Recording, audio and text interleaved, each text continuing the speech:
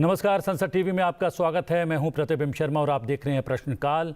संसदीय लोकतंत्र में कार्यपालिका की निगरानी और जवाबदेही तय करने के लिए विधायिका के पास कई तरह के तरीके हैं। उसमें प्रश्नकाल सबसे महत्वपूर्ण है। संसद के दोनों सदनों में प्रश्नकाल के दौरान सांसदों के द्वारा महत्वपूर्ण प्रश्न पूछे जाते हैं, जिसका जवाब संबंधित मंत्रालय की ओर से दिया जाता है। तो शुरू करते हैं आज का प्रश्नकाल। इस सवाल को पूछा है लोकसभा सांसद स्मिता उदय वाघ और विजय बघेल ने। उन्होंने सूचना प्रसारण मंत्रालय से पूछा कि क्या सरकार का ध्यान मीडिया के विभिन्न मंचों के माध्यम से बड़े पैमाने पर फैलाए जा रहे ऐसे फर्जी समाचारों की ओर गया है जिनसे देश का सामाजिक ताना बाना बिगड़ रहा है। अगर हाँ, तो उस पर सरकार की क्या प्रतिक्रिया है? क्या सरकार देश में फर्जी समाचारों के खतरे से निपटने के लिए कोई कदम उठा रही है? अगर हाँ, तो विशेषकर महाराष्ट्र राज्य के संबंध में क्या जानकारी है? क्या सरकार द्वारा फर्जी समाचारों की जांच करने के लिए लोकपाल की नियुक्ति को अनिवार्य बनाए जाने सहित सोशल मीडिया पर फर्जी समाचारों से निपटने के लिए कोई कदम उठाए गए हैं? अगर हाँ, तो इस बारे में क्या जानकारी है? क्या सरकार का इस संबंध में विधान लाने का कोई प्रस्ताव है? और अगर हाँ, तो इस बारे में क्या जानकारी है? इस सवाल का जवाब सूचना एवं प्रसारण मंत्री अश्विनी वैष्णव ने दिया। उन्होंने बताया कि सरकार फर्जी और भ्रामक सूचना जो हमारे लोकतंत्र को कमजोर करने और समाज में दरार पैदा करने की क्षमता रखती हैं के प्रसार को नियंत्रित करने के लिए सभी संभव कार्रवाई करने के लिए प्रतिबद्ध है। इस संबंध में सरकार के पास विभिन्न मीडिया प्लेटफॉर्म्स पर फर्जी खबरों से निपटने के लिए सांविधिक और संस्थागत तंत्र है। सूचना और प्रसारण मंत्रालय के तहत पत्र सूचना कार्यालय के अंतर्गत केंद्र सरकार से संबंधित फर्जी खबरों से निपटने के लिए नवंबर 2019 में एक फैक्ट चेक यूनिट की स्थापना की गई है।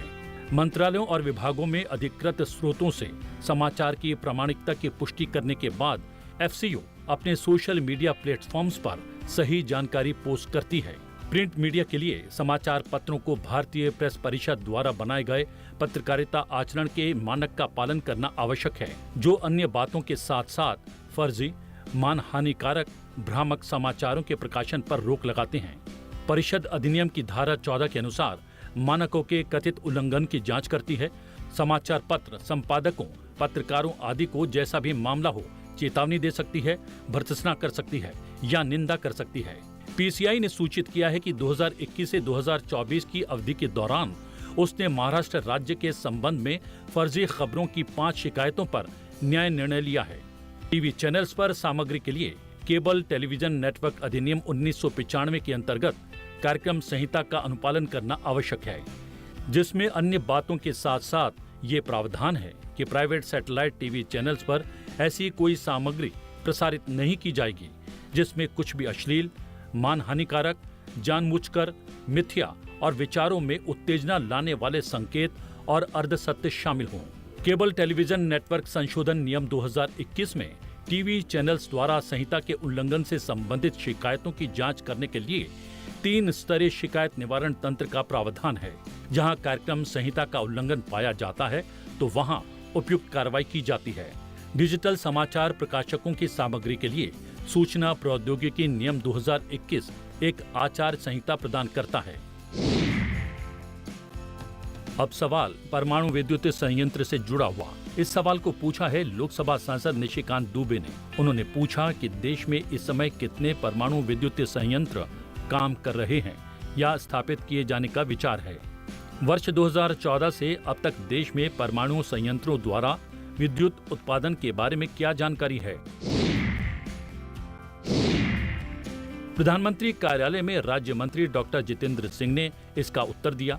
उन्होंने बताया कि देश में मौजूदा स्थापित नाभिकीय विद्युत क्षमता 24 नाभिकीय विद्युत रिएक्टरों को मिलाकर 8,180 मेगावाट है।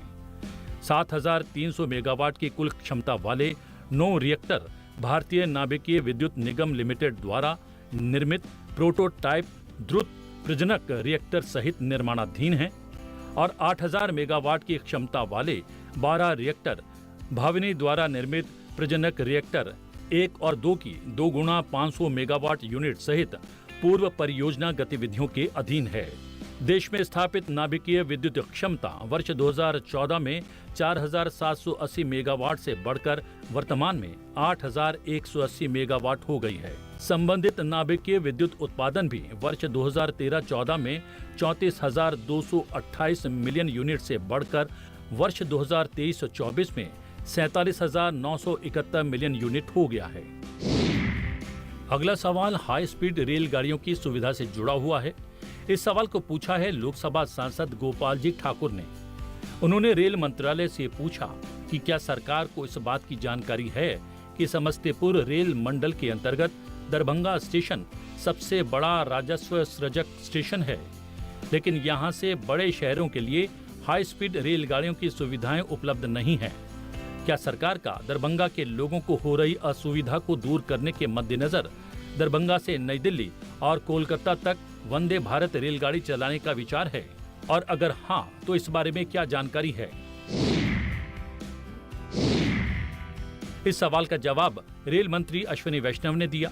अपने जवाब में उन्होंने बताया कि भारतीय रेल द्वारा अद्यतन और अत्याधुनिक प्रौद्योगिकी वाली अमृत भारत सेवाएं शुरू की गई हैं।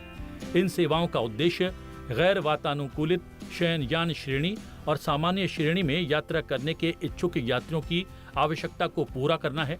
इन 22 सवारी डिब्बों वाली पूर्णतः गैर वातानुकूलित सेवाओं, जिनमें 12 गैर वातानुकूलित शयनयान सवारी डिब्बे और 8 गैर वातानुकूलित सामान्य श्रेणी के सवारी डिब्बे हैं।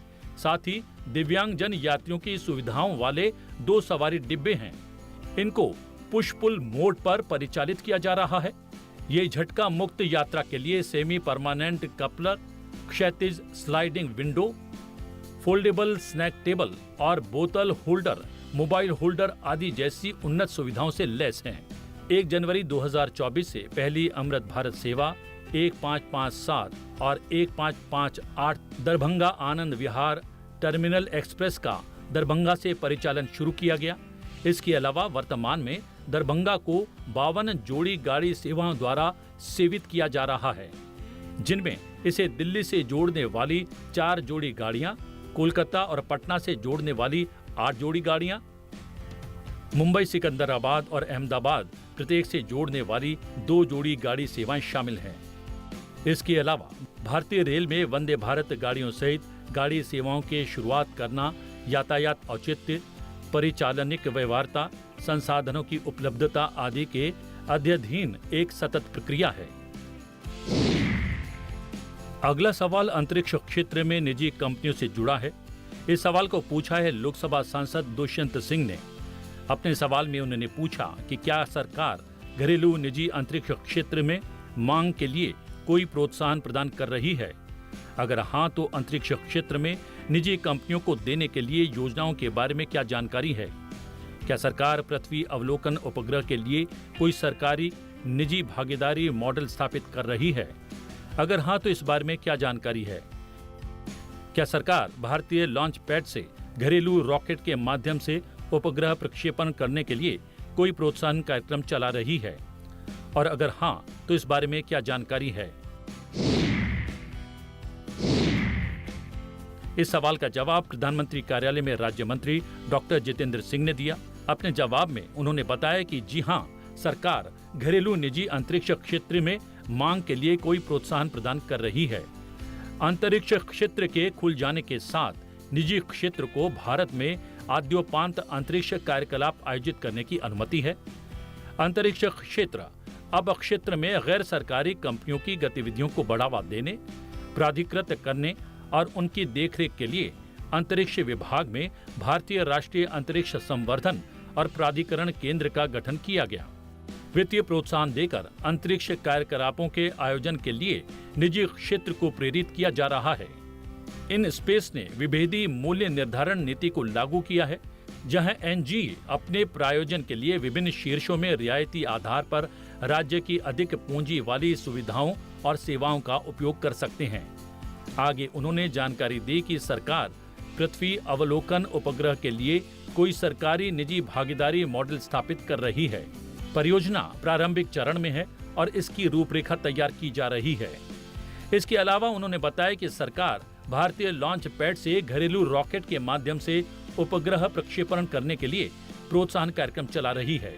इन स्पेस विभेदी मूल्य निर्धारण नीति के अनुसार एनसिल द्वारा अनुमोदित मूल्य निर्धारण पर एनसिल रॉकेट के माध्यम से 50 किलोग्राम तक के उपग्रह प्रमोचनों के संचालन के लिए अंतरिक्ष स्टार्टअप्स, शिक्षा जगत और सूक्ष्म एवं लघु उद्यमों को प्रोत्साहित किया जा रहा है। अगला सवाल देश की लाइफलाइन कहे जाने वाली रेल से। इस सवाल को पूछा है लोकसभा सांसद पूनमबेन माडम ने। अपने सवाल में उन्होंने रेल मंत्रालय से पूछा कि देश के विभिन्न राज्यों में चल रही वंदे भारत रेलगाड़ियों के परिचालन प्रारंभ होने की तारीख सहित उसकी मार्गवार कुल संख्या कितनी है। आगामी वर्षों में चलाई जाने वाली ऐसी और रेलगाड़ियों की संख्या का ब्यौरा क्या है और इन्हें किन किन मार्गों पर बनाया जाएगा और रेलगाड़ियों का किन किन राज्यों में परिचालन किए जाने का प्रस्ताव है। 19 जुलाई 2024 की स्थिति के अनुसार भारतीय रेलवे में 102 वंदे भारत ट्रेन सेवाएं चल रही हैं, जो बड़ी लाइन विद्युतीकृत नेटवर्क वाले राज्यों को जोड़ती हैं। जिन क्षेत्रों में परिचालित हैं उनमें शामिल है वाराणसी नई दिल्ली 15 फरवरी 2019 से, नई दिल्ली श्री माता वैष्णो देवी कटरा 3 अक्टूबर 2019 से, मुंबई सेंट्रल गांधीनगर कैपिटल 30 सितंबर 2022 से, नई दिल्ली अंब अंदौरा 13 अक्टूबर 2022 से, MGR चेन्नई सेंट्रल मैसूर 12 नवंबर 2022 से, बिलासपुर नागपुर 12 दिसंबर 2022 से, हावड़ा न्यू जलपाईगुड़ी 30 दिसंबर 2022 से, विशाखापत्तनम सिकंदराबाद 15 जनवरी 2023 से, छत्रपति शिवाजी महाराज टर्मिनस सोलापुर 11 फरवरी 2023 से, रानी कमलापति हजरत निजामुद्दीन 2 अप्रैल 2023 से, MGR चेन्नई सेंट्रल कोयम्बटूर 8 अप्रैल 2023 से, सिकंदराबाद तिरुपति 9 अप्रैल 2023 से, अजमेर चंडीगढ़ 13 अप्रैल 2023 से, मंगलोर सेंट्रल तिरुअनंतपुरम सेंट्रल 25 अप्रैल 2023 से, हावड़ा पुरी 18 मई 2023 से, आनंद विहार देहरादून 25 मई 2023 से, न्यू जलपाईगुड़ी गुवाहाटी 29 मई 2023 से, रानी कमलापति रीवा से 27 जून 2023 से, KSR बेंगलुरु धारवाड़ 27 जून 2023 से, इंदौर नागपुर 27 जून 2023 से, पटना रांची 27 जून 2023 से, छत्रपति शिवाजी महाराज टर्मिनस मडगांव 28 जून 2023 से, जोधपुर साबरमती 9 जुलाई 2023 से, गोरखपुर प्रयागराज 9 जुलाई 2023 से, कासरगोड तिरुअनंतपुरम सेंट्रल 24 सितंबर 2023 से, अहमदाबाद ओखा 24 सितंबर 2023 से, चेन्नई एगमोर तिरुनेलवेली 25 सितंबर 2023 से, MGR चेन्नई सेंट्रल विजयवाड़ा 25 सितंबर 2023 से, काचीगुड़ा यशवंतपुर 25 सितंबर 2023 से, उदयपुर सिटी जयपुर 25 सितंबर 2023 से, हावड़ा पटना 26 सितंबर 2023 से, राउरकेला पुरी 27 सितंबर 2023 से, हावड़ा रांची 27 सितंबर 2023 से, बेंगलुरु कैंट कोयम्बटूर 30 सितंबर 2023 से, मंगलोर मडगांव 30 दिसंबर 2023 से, जालना CST मुंबई 30 दिसंबर 2023 से, बनारस नई दिल्ली श्री माता वैष्णो देवी कटरा नई दिल्ली 30 दिसंबर 2023 से, अमृतसर दिल्ली 30 दिसंबर 2023 से, मैसूर चेन्नई सेंट्रल 9 मार्च 2024 से, सिकंदराबाद विशाखापत्तनम 9 मार्च 2024 से, भुवनेश्वर विशाखापत्तनम 9 मार्च 2024 से, रांची बनारस 9 मार्च 2024 से, कलबुर्गी SMV बेंगलुरु 9 मार्च 2024 से, न्यू जलपाईगुड़ी पटना 9 मार्च 2024 से, पटना गोमती नगर 9 मार्च 2024 से, खजुराहो हजरत निजामुद्दीन 9 मार्च 2024 से, लखनऊ जंक्शन देहरादून 9 मार्च 2024 से, मुंबई सेंट्रल अहमदाबाद 9 मार्च 2024 से। इसके अलावा भारतीय रेल पर वंदे भारत एक्सप्रेस सेवाओं सहित अन्य रेलगाड़ी सेवाओं की शुरुआत करना सतत प्रक्रिया है। सवाल गरीबी रेखा के नीचे जीवन यापन करने वाले लोगों से जुड़ा है। इस सवाल को पूछा है लोकसभा सांसद बी राजू बिष्ट ने। उन्होंने योजना मंत्रालय से अपने सवाल में पूछा कि क्या सरकार के पास भारत में गरीबी रेखा से नीचे जीवन यापन करने वाले लोगों की संख्या से संबंधित आंकड़े हैं। अगर हाँ, तो इस बारे में क्या जानकारी है? क्या विशेषकर दार्जिलिंग, कलिंपोंग और उत्तरी दिनाजपुर जिलों में गरीबी की रेखा से नीचे जीवन यापन करने वाले लोगों के प्रतिशत में कमी आई है? अगर हाँ, तो इस बारे में क्या जानकारी है? क्या सरकार का विचार विशेषकर पश्चिम बंगाल में लोगों को भयंकर गरीबी में वापस जाने से बचाने के लिए वित्तीय सहायता देने के लिए योजनाएं और कार्यक्रम शुरू करने का है? और अगर हाँ, तो इस बारे में क्या जानकारी है? इस सवाल का जवाब योजना मंत्रालय में राज्य मंत्री राव इंद्रजीत सिंह ने दिया। उन्होंने जानकारी दी कि वर्ष 2020 में नीति आयोग को MPI यानी बहुआयामी गरीबी सूचकांक के लिए नोडल एजेंसी के रूप में चिन्हित किया गया था, जो राज्यों और संघ राज्य क्षेत्रों के प्रदर्शन की निगरानी के लिए एक स्वदेशी सूचकांक का निर्माण करने के लिए उत्तरदायी हैं।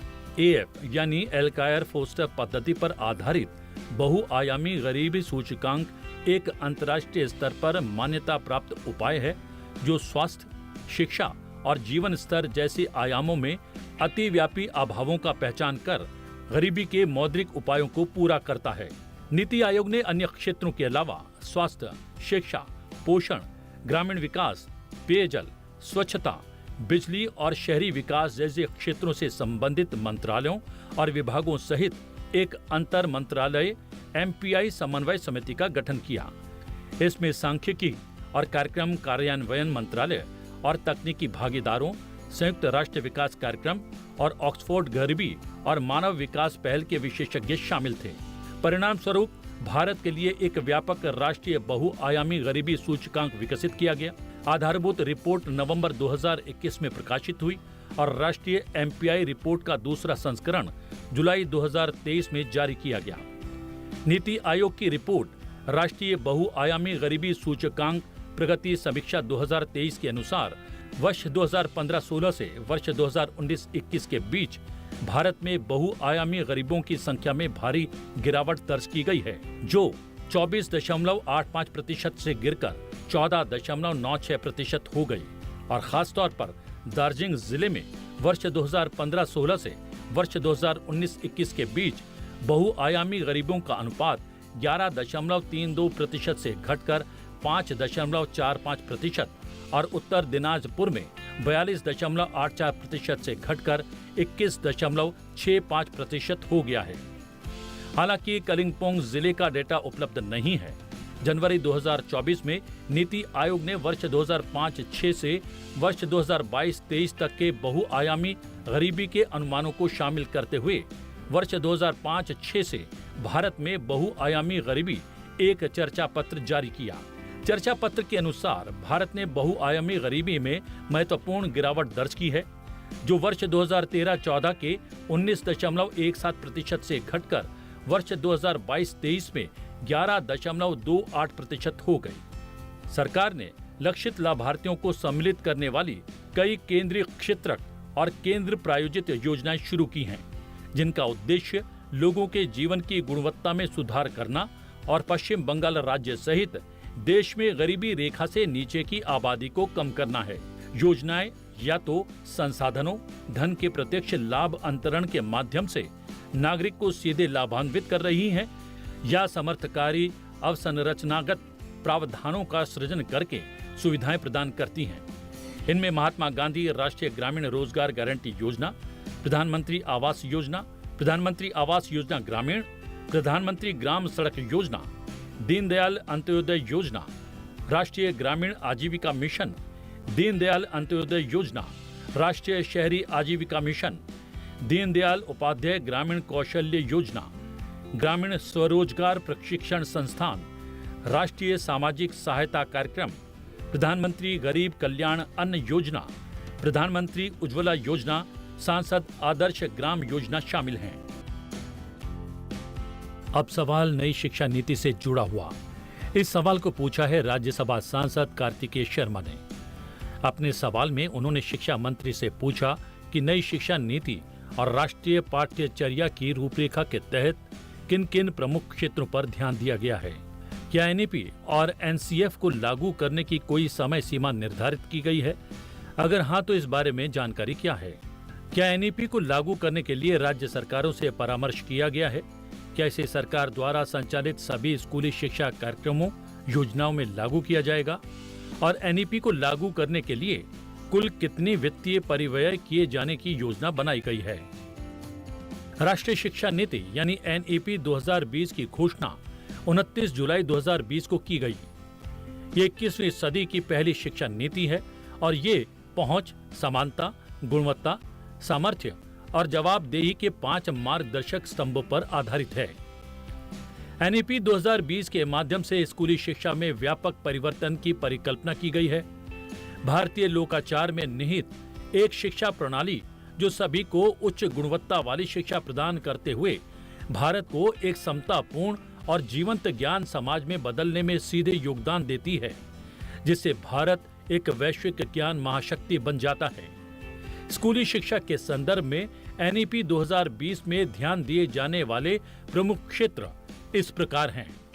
प्री प्राइमरी स्कूल से लेकर ग्रेड 12 तक स्कूली शिक्षा के सभी स्तरों पर सार्वभौमिक पहुंच सुनिश्चित करना, 3 से 6 वर्ष की आयु के सभी बच्चों के लिए गुणवत्तापूर्ण प्रारंभिक बाल्यावस्था देखभाल, नया पाठ्यक्रम और शैक्षणिक ढांचा 5+3+3+4 कला और विज्ञान के बीच पाठ्यक्रम और पाठ्येतर कार्यकलापों के बीच व्यावसायिक और शैक्षणिक धाराओं के बीच कोई गंभीर विभाजन नहीं, राष्ट्रीय बुनियादी साक्षरता और संख्या ज्ञान मिशन की स्थापना, बहुभाषावाद और भारतीय भाषाओं को बढ़ावा देने पर जोर कम से कम ग्रेड 5 तक, एक नए राष्ट्रीय मूल्यांकन केंद्र परख समग्र विकास के लिए ज्ञान का प्रदर्शन मूल्यांकन, समीक्षा और विश्लेषण की स्थापना, समता मूलक और समावेशी शिक्षा सामाजिक और आर्थिक रूप से वंचित समूहों SEDG पर विशेष जोर दिया गया,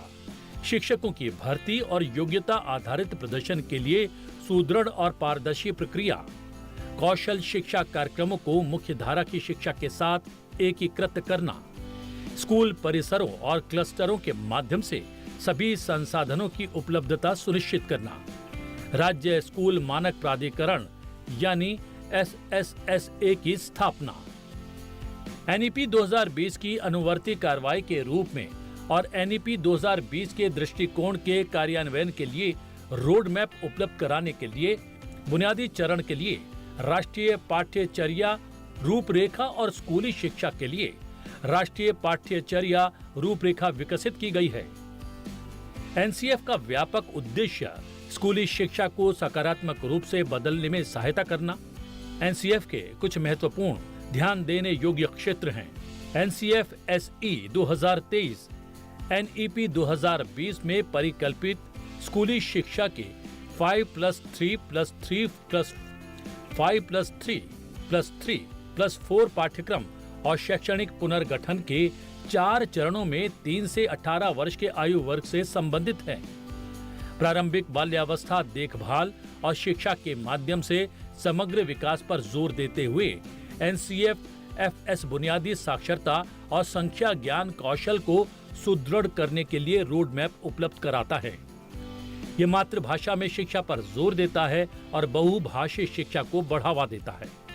ये गणित से लेकर खेल तक सभी विषयों और अधिगम डोमेन को समान दर्जा देते हुए एकीकृत और समग्र है। ये सभी चरणों में कौशल शिक्षा को एकीकृत करता है, साथ ही सभी कक्षाओं में विषयों के बीच एकीकरण है। ग्रेड 3 से इन विषय क्षेत्रों के लिए पर्याप्त समय आवंटन के साथ बुनियादी चरण से ही कला और शारीरिक शिक्षा एवं स्वास्थ्य और कल्याण पर समान जोर।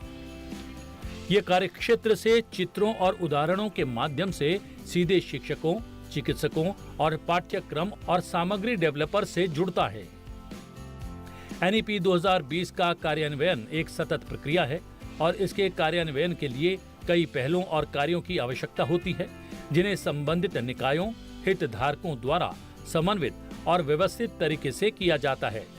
एनईपी 2020 की प्रमुख उपलब्धियां कुछ इस प्रकार हैं।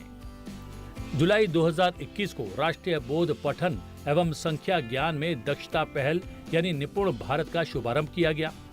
NCTE द्वारा दिनांक 22 अक्टूबर 2021 के राजपत्र अधिसूचना के माध्यम से 4 वर्षीय एकीकृत शिक्षक शिक्षा कार्यक्रम अधिसूचित किया गया है। शैक्षणिक सत्र 2024-25 के लिए ITEP के चरण 2 के प्रायोगिक संचालन के लिए NCTE द्वारा 23 संस्थानों को मान्यता दी गई है। 20 अक्टूबर 2022 को बुनियादी चरण के लिए राष्ट्रीय पाठ्यचर्या रूपरेखा का शुभारंभ किया गया। NCF पर आधारित अधिगम शिक्षण सामग्री और कक्षा 1 और 2 के लिए पाठ्य पुस्तकें क्रमशः 20 फरवरी 2023 और 5 जुलाई 2023 को शुरू की गई। 10 फरवरी 2024 को जादुई पिटारे के डिजिटल संस्करण का भी शुभारंभ किया गया। स्कूली शिक्षा के लिए राष्ट्रीय पाठ्यचर्या की रूपरेखा दिनांक 23 अगस्त 2023 को जारी की गई। शैक्षणिक वर्ष 2024-25 के लिए कक्षा 3 और 6 के लिए NCF SE 2023 के अनुसार पाठ्य पुस्तकें जारी की गई। मानदंड, मानक, दिशा निर्देश निर्धारित करने और छात्र मूल्यांकन से संबंधित कार्यकलापों को लागू करने के उद्देश्य को पूरा करने के लिए दिनांक 8 फरवरी 2023 को परख की स्थापना की गई। समग्र विकास के लिए योग्यता आधारित मूल्यांकन के लिए प्रारंभिक, बुनियादी, मध्य और माध्यमिक स्तर के लिए समग्र प्रगति कार्ड योजना तैयार की गई और सभी राज्यों और संघ राज्य क्षेत्रों के साथ इसे साझा किया गया। शिक्षकों के लिए राष्ट्रीय व्यावसायिक मानक दस्तावेज 9 मार्च 2024 को जारी किया गया, जिसमें उन योग्यताओं को रेखांकित किया गया है जो शिक्षकों में अपनी भूमिका को प्रभावी ढंग से निभाने के लिए होनी चाहिए। राष्ट्रीय मेंटरिंग मिशन 9 मार्च 2024 को NMM पर ब्लू लुक जारी किया गया, जिसमें स्कूल शिक्षा को मेंटरिंग प्रदान करने के इच्छुक उत्कृष्ट पेशेवरों के एक बड़े पूल को तैयार करने के बारे में बात की गई। PME विद्या के तहत दीक्षा एक राष्ट्र एक डिजिटल शिक्षा का बुनियादी ढांचा है। सभी राज्यों, संघ राज्य क्षेत्रों को दीक्षा में शामिल किया गया। इस बुनियादी ढांचे का उपयोग सक्रिय पाठ्य पुस्तकों के तैयार करने के लिए भी किया जा रहा है और वर्तमान में NCERT की 422 ETB और राज्यों और संघ राज्य क्षेत्रों की 6025 ETB दीक्षा पर प्रकाशित की जाती है। दीक्षा पर कुल 3,53,566 ई सामग्री उपलब्ध है और ये ई सामग्री 84 भाषाओं में उपलब्ध है। समग्र शिक्षा प्री स्कूल से कक्षा 12 तक एक व्यापक कार्यक्रम है, जिसका उद्देश्य स्कूल शिक्षा के समान अवसरों और समान अधिगम परिणामों के संदर्भ में स्कूल की प्रभावशीलता में सुधार करना है। ये योजना शिक्षा के लिए सतत विकास लक्ष्य के अनुसार है और इसे राष्ट्रीय शिक्षा नीति 2020 की सिफारिश के साथ पूरी तरह से अनुकूलित किया गया है। प्रधानमंत्री पोषण शक्ति निर्माण PM पोषण योजना को नया रूप दिया गया है और PM Shri PM school for rising India योजना 7 सितंबर 2022 को शुरू की गई। वित्त वर्ष 2023-24 में KVS NVS के साथ साथ 27 राज्यों, संघ राज्य क्षेत्रों के 6,207 PM श्री स्कूलों को 1,216 करोड़ रुपए का केंद्रीय अंश जारी किया गया। PM श्री स्कूलों के चयन का पहला और दूसरा चरण पूरा हो चुका है और 31 राज्यों, संघ राज्य क्षेत्रों KVS NVS से कुल 10,080 स्कूलों का चयन किया गया। PM श्री स्कूलों के चयन का तीसरा चरण दिनांक 15 अप्रैल 2024 से शुरू हुआ। NEP 2020 को तैयार करने के दौरान राज्य, संघ राज्य क्षेत्र सरकारों सहित विभिन्न हितधारकों के साथ बड़ी संख्या में परामर्श किए गए। नीति को अंतिम रूप देने से पहले राज्य सरकार को शामिल करते हुए ऑनलाइन जमीनी स्तर और विषयगत विशेषज्ञ के साथ परामर्श के माध्यम से एक अत्यधिक सहभागी, समावेशी और बहुआयामी परामर्श प्रक्रिया की गई। अगला सवाल गतिशक्ति राष्ट्रीय मास्टर प्लान से जुड़ा हुआ। इस सवाल को पूछा है राज्यसभा सांसद हर्ष महाजन ने। उन्होंने सड़क परिवहन और राजमार्ग मंत्रालय से पूछा कि हिमाचल प्रदेश और बिहार में प्रधानमंत्री गति शक्ति राष्ट्रीय मास्टर प्लान के अंतर्गत परिवहन के विभिन्न साधनों के माध्यम से कनेक्टिविटी को मजबूत बनाने के लिए अनुमोदित योजनाओं का ब्यौरा क्या है। इस सवाल का जवाब सड़क परिवहन और राजमार्ग मंत्री नितिन जयराम गडकरी ने दिया। उन्होंने बताया कि मंत्रालय मुख्य रूप से राष्ट्रीय राजमार्गों के विकास और रखरखाव के लिए उत्तरदायी है। पीएम गति शक्ति राष्ट्रीय मास्टर प्लान अनिवार्य रूप से अवसंरचना संपर्कता परियोजना की एकीकृत योजना और समन्वित कार्यान्वयन के लिए एक डिजिटल प्लेटफॉर्म है। इस मंत्रालय की 500 करोड़ रुपए से अधिक लागत वाली सभी राष्ट्रीय राजमार्ग विकास परियोजनाएं प्रधानमंत्री गति शक्ति राष्ट्रीय मास्टर प्लान सिद्धांतों के अनुरूप बनाई गई हैं।